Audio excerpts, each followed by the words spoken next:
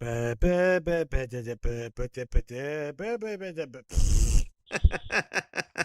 you didn't like this one, Mike. Hey, everyone. We're gonna get into it. I Three was steps waiting for you to forward, go. three steps back with this series. I was surprised you didn't try and do like a hey, I was hey, thinking about everyone. it and I decided against it for political correctness. I'm not politically correct. Hey, everyone. Welcome to Yelling at Gaseous Anomalies. I'm your host, Captain Matt Ross, and I'm with XO, my number one chief, Mike Pontone. Hello, Captain. Pleasure to hear your voice. So, what's up with the Native Americans in How? in Star Trek lore? Although, listen, we're gonna get into it. This is another one where they're throwing darts at the board and be like, gangster, Nazis, Western. Well, we can't have cowboys. Let's put Indians in there. Well, not exactly. We're talking about tonight, ladies and gentlemen, the Paradise Syndrome. This is season three's episode. It's the one where Kirk basically takes a vacation. Yeah, I could use one myself, actually. It's called the Tahiti Syndrome today, where you go, hurrah for Tahiti. Tahiti Syndrome. Which is what the crew of Captain Bligh's ship, the Bounty, said when they threw him overboard in a lifeboat. But, yeah, this is, I don't know. This is weird. This one is really, it's not so much as bad. It's not bad per se. Wrong. If you want a it's bad, half bad. Oh, you don't know what's good for bad. Half of the show is good. Half of the show is bad. Correct. That's our opinion. It's actually an interesting story of stress and so forth. You could go to another modern reviewer and say, oh, it's another white savior story. You could make that argument there. If you want really bad American Indian, then all you need is Chakotay from Voyager, who notoriously... I thought Chakotay was fine. What's the problem with Chakotay? Well, the person they hired to be the researcher for American Indians was a fraud, and everything he was telling them was 100% wrong, down to his catchphrase. Oh, dear. You know, and they got numerous complaints, almost bordering on, hey, this is racist. Okocheemoya, we are far from the sacred places of our grandfathers. But anyway... You know, I never knew that story. I mean, I thought you were going to say the fact that Beltran was a man of Hispanic descent. And I don't think well, that too. American, right? Yeah, no, he's not. He's made as a Native American. Well, I mean, none of the characters were actually Native Americans today. This is another Freiburger special, you would say, but it's not. This was actually written by Margaret Arman. The story for the Paradise Syndrome, which is for 1968, it's actually an A and B plot story, which is rare for Star Trek when you think about it. It's usually just an A story. You have two different locations here. You do have, well, you know what? Let's just get right into where we come to the summary, and we'll come down to it. The 1968 press release of September 9th says, an asteroid hurtles towards a planet on which Captain Kirk has married a beautiful member of a tribe oblivious to their impending doom in the Star Trek Colorcast on NBC Television Network on Friday, October 4th. That's when it is. So that's our story. We've got an asteroid heading to a planet. If you really think about it, there's something missing in all of this. The actual story that was written was over 60 pages long, and they had to keep winnowing it down to fit into a 45-minute TV story. There was a scene where Kirk leads a raiding party to try and kill Spock.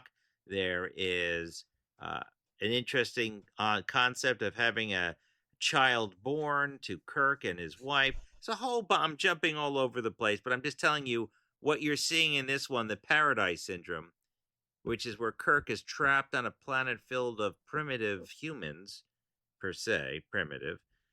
He is stuck there with no memory of who he is or what he is. Where am I? What place is this? And the Enterprise is meanwhile trying to stop an asteroid from hitting this planet.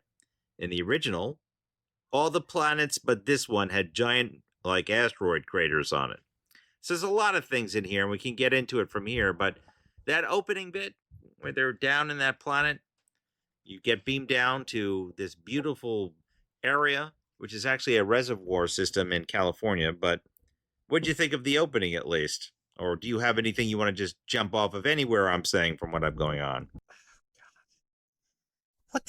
Tell me, Captain, what was going on in Star Trek now? Did they know they were being canceled? When was this made? Because, like, again, it's such a weird season 3 is such a weird whiplash where it's like, man, you get episodes with like the worst elements of the worst parts of season 1, but also then like good high sci-fi like Spock's quote unquote B story. So what was happening behind the scenes? Well, this again, Roddenberry is leaving, and Margaret Arman, who worked before on the Gamesters of Triskelion, which you liked as well, she wrote Gamesters of Triskelion and worked with DC Fontana. So Roddenberry pushed her script into this. The original name of this is, by the way, called The Paleface. So glad that they changed the name of the story here. But The Pale Face. the original, well, that the was Pale, a good call. yes, It's a good change. It's a good change. yes, we speak Star Trek. Yes, and it's kind of the idea of a noble savage again in here. She just wanted something. What happens if you had a member of the crew trapped on a planet filled with primitives? They weren't actually American Indians, in fact. They were actually Aztecs at one point. So it would have been a little bit like ancient Aztecs. It would have been made maybe a little bit more sense to have something where with the obelisk that we run across, where they're Aztecs, it makes more sense. But she just made this really engaging story. I think the story is engaging. Its portrayal, however, is anything There's but. a big difference between, okay, all right, so then Noble Intentions, where it would be awesome if there was like an Aztec or Mayan temple and an advanced society, but a kind of almost like Stargate, where there were the Egyptian pyramids on a different planet. But it's not. It is, the idiots are like, oh, Aztecs, native people, same thing as, the plains people, the hunter-gatherers. It's like, no, one was a lush society with like advanced mathematicals, and one was a nomadic band of hunter-gatherers. Anyway, Well, I mean, it's fascinating you to can see the little snippets of a good story there that were touched upon and then abandoned. Well, that kind of idea you're talking about is actually in the animated series. It's an episode we'll eventually get to called How Sharper Than a Serpent's Tooth. But this story, again, she was thinking about what would happen to, a normally overworked space crew coming to a simple society for just to see what was going on. She originally had it that Kirk lost his memory by bonking his head into an alien obelisk that they come across. Bonk on the head. Bonk. By the way, Fred Freeberger said, no, have him fall down and something scientific happens to him, like electricity or something. I mean, what they put in was better than him hitting his head and forgetting. And going, to Yeah. yeah, that was it. But the question I have for you, because this always comes up, why is the Enterprise trying to divert this asteroid from this planet? I mean, why not? It violate, but why? It violates the Prime Directive. No. The Prime Directive, yes. Prime Directive says that if you let a planet happen in its natural course. I like to point out to you in Next Gen Pen Pals, they were going to let that entire race blow up in lava when the Enterprise just drilled a couple of holes to relieve pressure on a planet. And if I could just point out that these are the conversations that I love, ladies and gentlemen. Okay. I look at the Prime Directive as that the Prime Directive is, we will not interfere with the course of your natural evolution. However, if an asteroid, nothing that they did to themselves, literally a bolt from Olympus, a Deus Ex Machina in the wrong way, is going to come and completely destroy your entire civilization, that's not the Prime Directive. That's not allowing nature to take its course. That's just saving them from something that they had no control over, and it's not like any part of them is going to survive. And like, but you don't know that. No, they wouldn't. It's a planet killer. I mean, and just to say, listen, let me just say, as bad as it was, that was raised in Star Trek Into Darkness in the first sequence when they're putting out the volcano, and they're like, if this volcano hits, everyone in this tribe is going to die. There's not going to be anyone left to carry on. Well, you don't. Well, wait a minute. It using that logic, then aliens should have diverted the asteroid that hit our planet, because then the Saurians could have No, taken over at no, that no, point. I mean, it no, does because there was no distant origin. And sentient. It was just animals. There was no how do you know? society. Were you there? Were you there? You don't know. That listen, Distant that's origin. true. There are plenty of theories that some are kind of not insane, as that there were societies that existed prior to human civilization. I mean, that would certainly explain a lot of the weird parallels we have of, pyramids existing in multiple continents and all being somewhat similar. Anyway, we're getting far afield here. Okay, but just to point out to you, that's the episode How Sharper Than the Serpent's Tooth again in the animated series, and Distant Origin in Voyager, just to let you know. That is where the pyramids come from and dinosaurs, respectively. But getting over here, one of the big issues that NBC had after going through this huge campaign where they were embarrassed in restarting or renewing Star Trek was they didn't want to have alternate Earths. And this is almost an alternate Earth when they get there.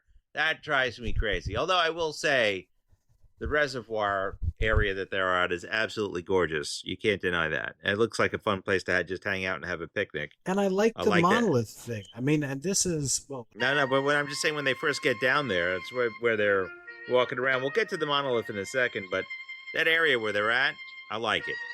It's nice where they're going to. But Robert Justman had a lot of issues with this. I know you're surprising, but again, Stan Robertson at NBC said, is this another freaking alternate Earth? Because we're going to lose it if you keep doing that. That's what they kept saying. So they were not really thrilled at this at first. The problem is Roddenberry, who was still running in the background and was still actually the executive producer at this point, because Freeberger hadn't fully taken over control. He listened to all the complaining on the story and about this issue, so that, and he said, I'm just doing whatever I want to do. So that's what he did, because he considered NBC and everyone else his enemy. Isn't that bizarre? But that's why we're here. Bizarre, but yeah, okay, go on. Yeah, well, that's just him. Anyway, so I like this idea where we get to the planet, but then you point out the thing that just made you go like, for God's sakes. When you see the American Indians, that's ridiculous. It would have been fine. It would have been fine, everything but the execution. Concept is good, and I'll point out, giving the writers credit, the monolith affecting the development of humanity, this was coming out, I mean, this is predating 2001: A Space Odyssey, correct? What year, what was the exact? No, this is, I think this is, Space Odyssey is 68, but this is after that. It's kind of like other items out there, like Chariots of the Gods, but that obelisk, though, where as they discover this weird obelisk there, and Spock can't figure out what it is. That's basically the weird sci-fi thing on this planet, and I think it's fabulous. I love that weird item over there. That's just my take on it. But the Space Odyssey with the obelisks and that, I believe, was before this. This is just something else. Similar idea, but not exactly the same thing as 2001. And just in case anyone's not knowing what we're talking about, in 2001: A Space Odyssey, there's an obelisk that holds sway over the development of the human race. So don't forget to check out 2001 if you haven't seen it already. But this obelisk, I like it. They don't know what the heck it is. Spock can't scan through it. An alien metal of some kind, an alloy resistant to probe. It's got weird writing on it. They're looking at it, and then they decide to go see what the alien life forms are. And by that's the way, where you go. It would have been an interesting thing if a writer for TNG or DS9 had made another society with another obelisk on it. Yes, this is the only time you see the obelisk in the original series. You actually do see this obelisk one more time in Discovery's desperate attempt to get older fans to like the show. It's almost screaming, "Love me, like me," in one scene, by using both the Guardian of Forever and that obelisk. It's pathetic and desperate. But Star Trek Discovery, it's its own thing. Don't want to make people crying over it, but it's garbage. Anyway, What'd you think about this, where they came across the American Indians? Were you like screaming at the TV screen? No, I I know just you were rolled my actually weren't. eyes. I did see you roll your eyes because we saw this in our office, ladies and gentlemen. I saw Mike going like, ah. So I did see that. Captain saw my as will you, slowly fade and me start answering more and more work emails as we. Yes, I do have a great picture of that. Maybe I'll post that on the community page. It was pretty funny. I think you did say something like "Come on," and it was just. But Listen, it wasn't bad because if this had been Miri, there would never have been the explanation of the aliens that seed life. It would just be like, that's oh, can true. you believe it? This one has Indians too. Yeah, but this is kind of where it's not an alternate Earth after a while, though. Um, I think the funniest part of it is like actually right before the commercial. So Spock and McCoy are looking at the Indians. Kirk just opens up his communicator, says Kirk to Enterprise, and of course the trap door underneath him opens, and he Kirk to Enterprise. Yes, sir. falls down, bonks his head on the control panel, and gets shocked. I actually, I always find that bizarre that he falls down there and no one can figure out where the heck he is. In fact, when they come back after the commercial, even though they're on a tight timeline, they have only 30 minutes to get back to try and deflect this asteroid. They send out search parties, and yet no one from the American Indians wanders across over them. That beginning speech between Coy and Spock with the rocks, did you like that? In the time it has taken me to explain the problem, the asteroid has moved from here to here. Or no? Yeah, no, that was fine. You know what's interesting is that caused a controversy. They're like that's not exact science with Spock and the rocks, and I'm like, really? Whatever. But I do like the fact that Spock takes command and says we got to get out of here if we're going to deflect this thing. So that's cool to me, and that's where we have our divergence between the A and B story. Anyway, that's where we're at. So Kirk waking up with that cliche of I don't know where the hell I am and what this is. What were your thoughts as to that? Whatever. What? All right. Well, what about when he comes on out and he sees an American Indian in go-go boots? What about that? Oh, fine. Shatner's trying his darndest. I will say to his credit, I really I really appreciated his acting where on the one hand he's like so elated throughout the episode that he's connecting with this woman and that he's living this paradisical existence far away from Starfleet, and you expect at the end when he gets his memory back to be like, oh no, I had this beautiful existence, now it's lost, I mourn for it. He's like, oh yeah, no, business as usual, I love being a captain of a starship. If it was Picard, it was like when Picard did the whole inner light thing, there was a little bit of a sadness regret. When he was like that he missed the life that he had. If this was Kirk, he'd be like, huh, can you believe it? It was just a dream. Anyway, where's that next crew report? Yeah, but it's sort of in there. I mean, I guess maybe because, well, the writing time is different, but it also makes you wonder, like, how much of a hard driving career is working on a starship. That's one of the things that Armin, the writer, wanted to write in. It's like, you have all these advanced people with all their reports and duties and explorations, and how tightly wound are they? And when they are presented with a simpler life, would they, quote, go native? So I guess that's kind of here. Just weird timing that Miramani decides to show up with her handmaiden at that moment. I don't know. I find that kind of weak, that entire bit. I mean, a lot of this episode is weak, but yes. Yeah. I mean, it is interesting for the fact that, like, she sees him as different because he's coming out of the temple. Good timing on Kirk and Miramani's part. Who are you? We are your people. We've been waiting for you to come to us.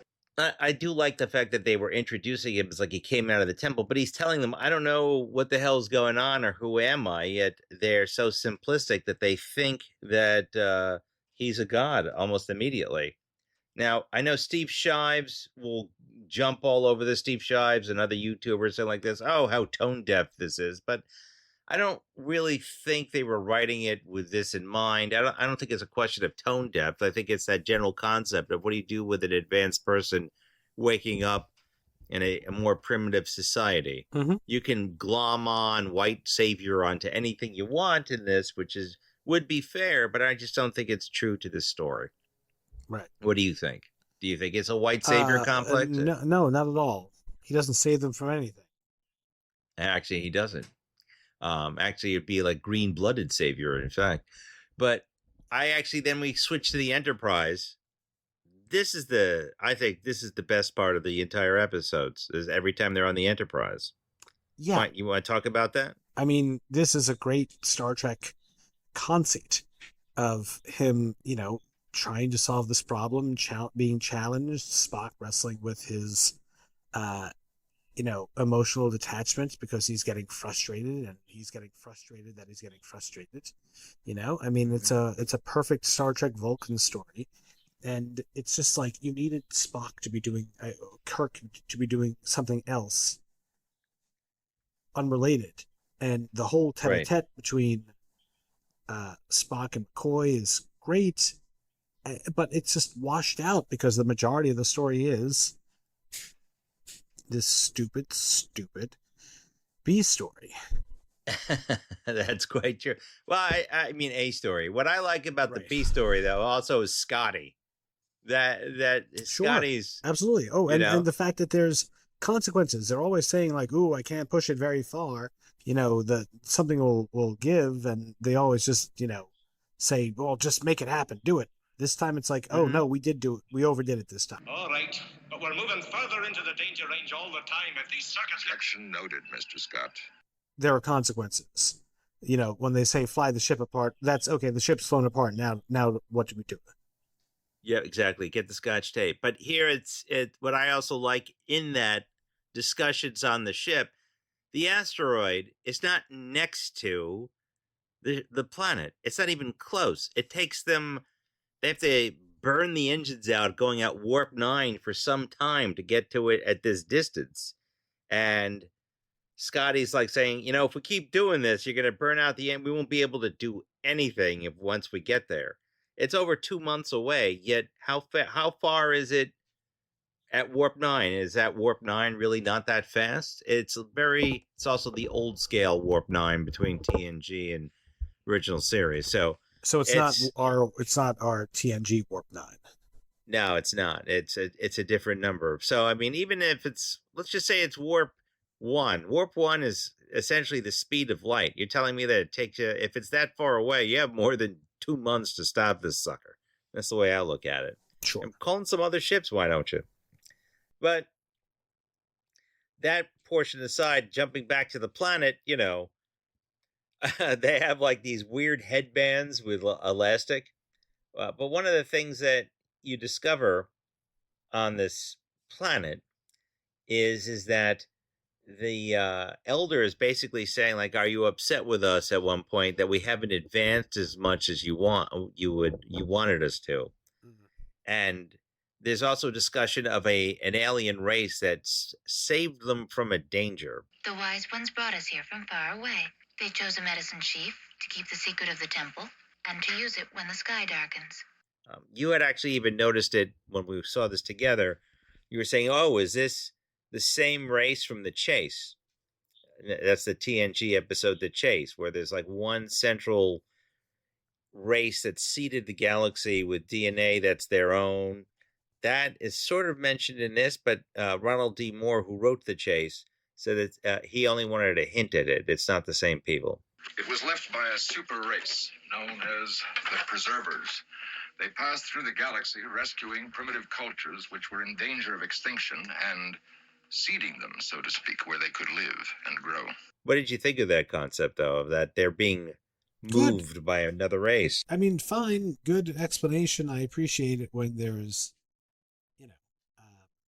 some at least attempt at thoughtfulness when it comes to the writing. And I always appreciate something addressing the larger problem of the Alpha Quadrant, where you have all these aliens who, evolved on different planets, but all vaguely have, 2 arms and 2 legs.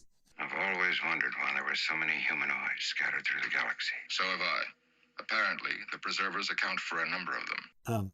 So I always appreciate the kind of higher concept of that, but higher sci-fi concept of the explanation. But honestly, Kat, whenever I power down whenever I think of this plot, and the ending of, I don't even want to say it out loud. Well, why don't we? I'm just going to jump there because I don't want to talk about it.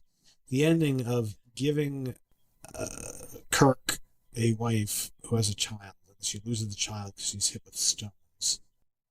I'm like, okay, I think this is the first time I ever wished that I had not watched a Star Trek episode, even compared to the most boring ones. Like, I always forget about it. The guy who was like, split in two.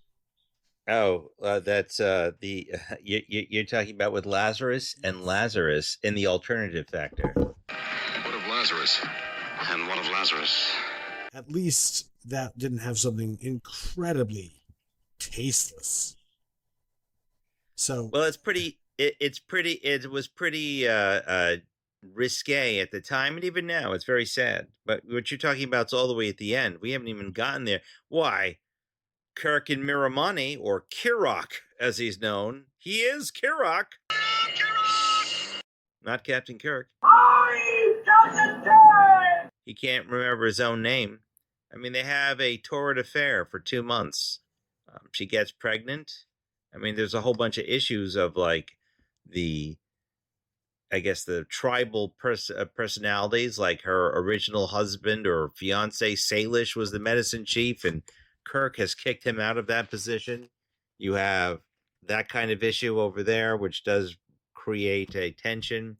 But her being pregnant, yeah, you had pointed out this was a way for Kirk to become the swinging rod of the universe. I don't think so. The original story did not have the child die, by the way. This was a command decision by Freiberger, believe it or not. What originally happened is when Kirk gains back his memory, his wife Miramani has the child or will have the child, and Kirk says, "You will have a child living in both worlds, yours and mine." That's actually how it was originally supposed to end. And I think that would have been better, but they felt that, you know what, abandoning the wife and child to go back on a starship was also bad. I think it's a mess any way you hold it. It would have been better for him to just abandon it, and say, you know what, I'll come and visit sometime, and here's a replicator or something, anything other than this. Or just here's 50 credits. Do a page 1 rewrite, man. Here's 50 credits. Or Get anything, yourself something nice. Anything. Yeah. Just make it a completely different thing. You're smart. You're loyal. You're grateful. I appreciate that. Go buy your mama a house. Have him be the mayor of a town. Have him, I got it. Do anything other than a love affair, or I don't know, whatever. Yeah, no, I got you. It's a disturbing ending if you think about it. I would just want to go back to, let's just so you jumped ahead. So they're having their affair. They're gonna have a birth of a child. Meanwhile, the Enterprise faces down that rock. This is again the best part of the episode. They fire what's known as a deflector, or I guess their deflector dish to fire at it, like Riker does in, Best of Both Worlds, Part 1 and 2. Spoiler for almost a 45-year-old show. That aside, they're trying to basically deflect an asteroid from the planet. They use their phasers, they use their deflector. They can't do it. They actually burn out the engines and have to fly back to the planet at the best speed they can, which means that the rock will be behind them 4 hours all the way.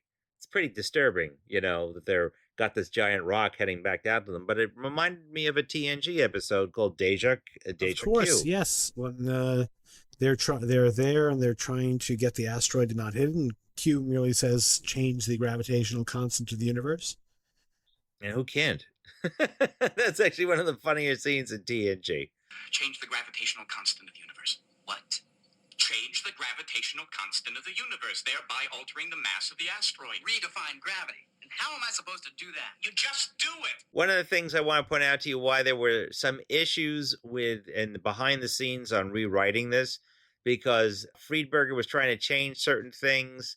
He didn't like the way they lost the memory. He didn't like the idea of the original idea of how Kirk joined to become a leader of the Indians.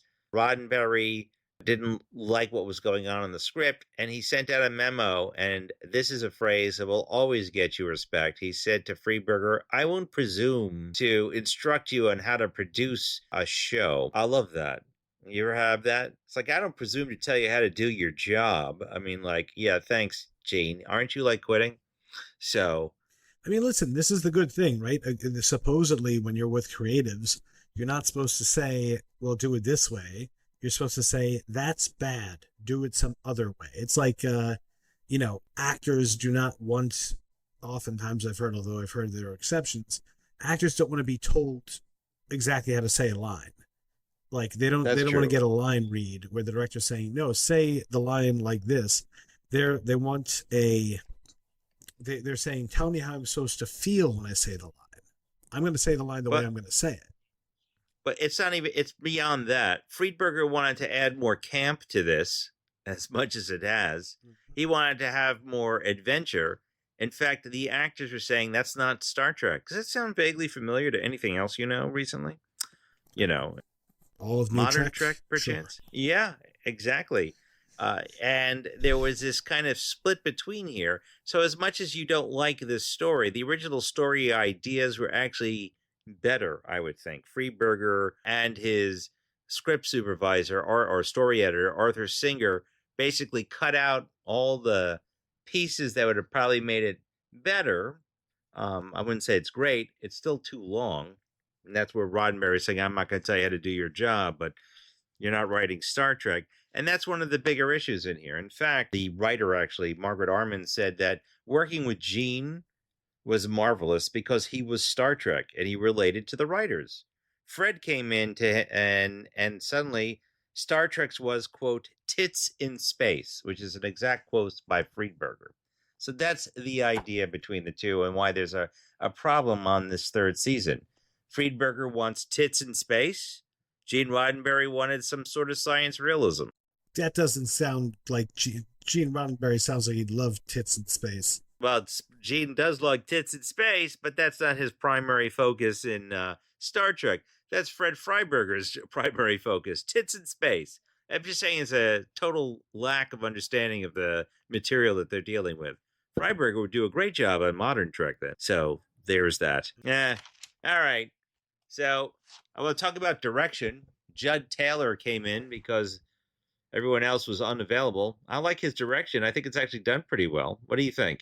Whatever. I thought, I actually think it's pretty nice with the nice visuals. Again, I think it's fine. I think that Shatner has a good flipping of his tone, which I thought was unexpected, subverted expectations, but was also very real and honest. And I think that it really shows that at this point in the series, he had been living with the character for 50 episodes at least so far.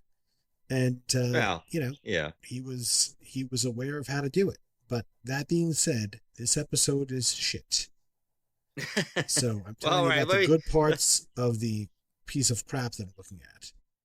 All right, well, let me just get to some last odds and ends and we can kind of wrap it up. I want to point out that I actually like the music in this episode.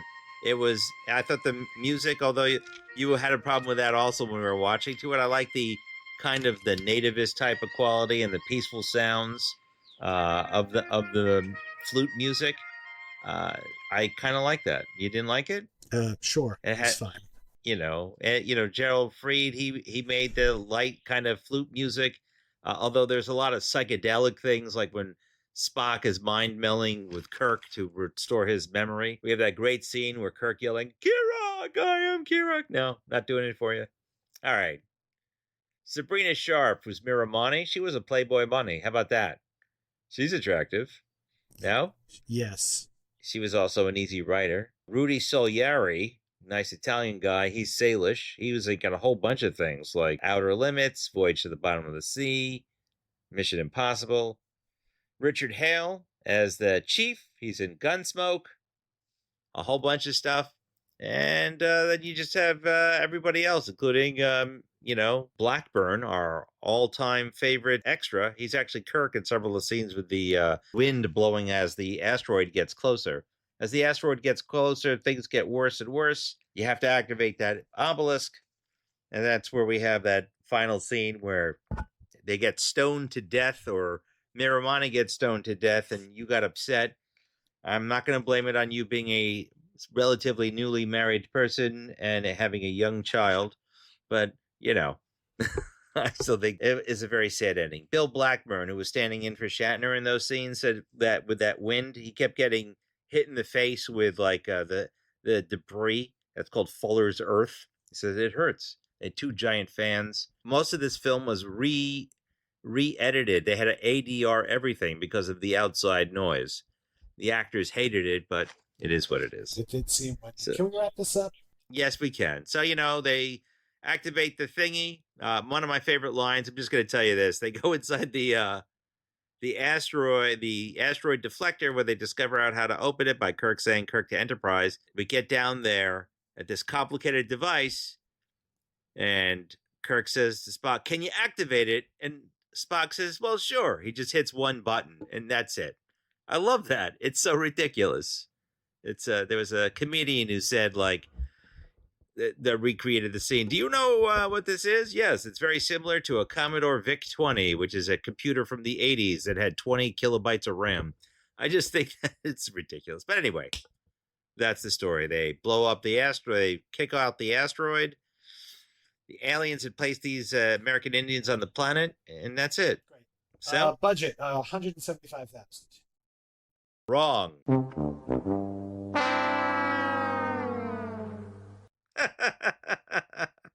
The budget for this one was $193,627. Rating, I give it a 4. I'd give it lower, except that the B story is good. I was going to give it a 5, and then I've just been reflecting on it. Like, you know what? No, if I gave it a 5 because half was good and half was bad, that would be saying that the other portion of it was perfect. So, and the B side was not perfect. So I give it a 4. I wish I could go lower, but I am going to be fair to the good writing of the B plot. Okay, that's fair. So, by the way, in $2025, that's $1,797,437.22. They were over budget on this one. They had the ADR cost more, outside cost more. So I will say you had all those issues. Was a very good prop, whatever you want to call it. The obelisk, which was designed by Matt Jeffries, was very, very heavy. They had to bring it in on a trailer. It's made out of plexiglass, actually.